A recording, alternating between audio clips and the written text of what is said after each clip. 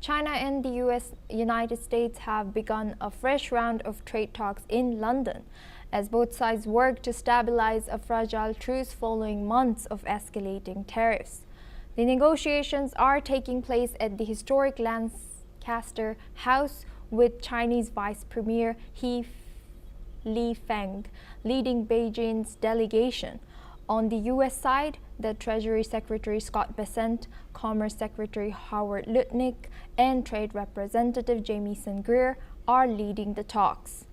President Donald Trump's press secretary said that the U.S. is committed to seeing China follow through on the agreement reached in Geneva last month.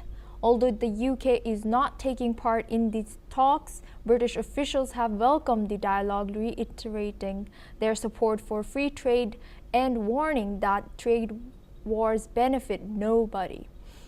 The London talks come just days after President Trump and Chinese President Xi Jinping held their first official phone call since Trump's return to office. She said steering the big ship of U.S.-China relations in the right direction is vital.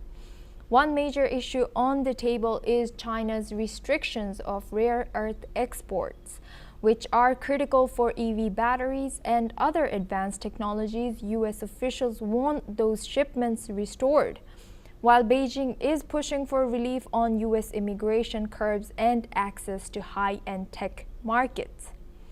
Tensions flared in April when Trump imposed heavy tariffs, some as high as 145% on Chinese goods. China responded with countermeasures of up to 125%. A temporary 90-day tariff reduction was agreed in Geneva, but key disputes remain. China's export data for May shows a 12.7% drop in shipments to the U.S., underscoring the strain in trade relations. Now we have guest Ross Feingold. He's a political and risk analyst. He's joining us live from Taipei. Thank you Ross for joining us today. How significant is the recent phone call between President Trump and Xi Jinping in the broader content of U.S.-China trade war? Certainly it shows that the two leaders, President Trump and Xi Jinping, they want to reach some kind of deal.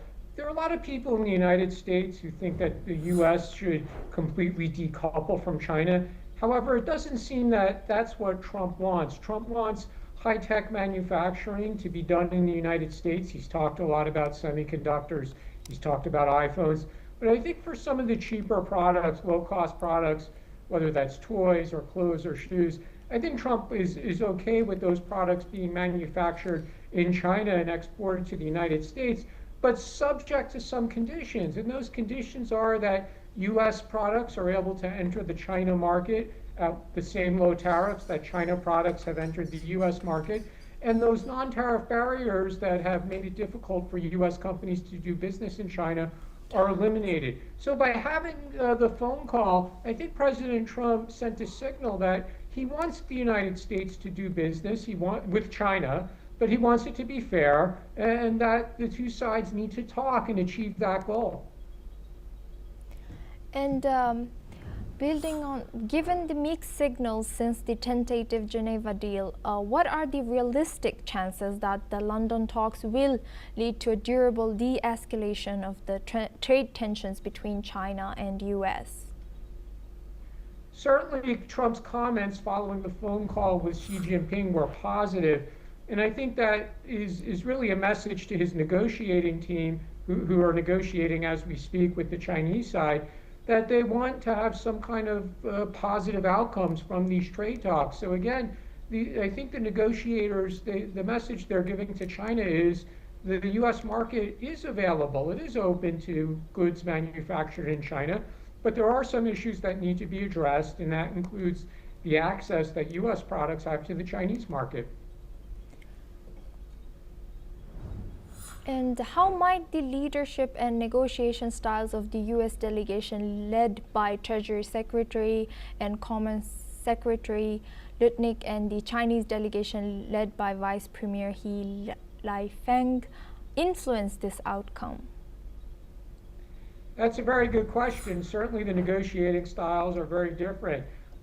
Secretary of Commerce Lutnick, who's part of the delegation, he's a very direct person. That's typically not the style that Chinese negotiators would use when engaging with another country. They tend to be more indirect, which actually makes the negotiations more protracted. So I think in this negotiation, the U.S. side is going to make very clear what its expectations are from the Chinese side, and then it's going to be up to the Chinese side to accept that or to not accept it, which might further damage the trade relationship between the two countries. And some analysts argue that Trump's trade war tactics have hurt U.S. businesses and investors. Do you see any evidence that either side has softened their stance due to economic pressures? I think President Trump is sending a signal that he's okay with imports from China into the U.S., especially when it comes to low-cost goods. He wants to keep inflation down. He doesn't want his supporters having to spend more money when they go shopping. And I think Trump is very attuned to that. So he sent this signal to his team. From his recollection, it was a positive phone call with Xi Jinping. So now it's up to the negotiating teams to put that vision into practice. But ultimately, the Chinese side will have to make some concessions to satisfy the U.S. side. Thank you very much, Rose.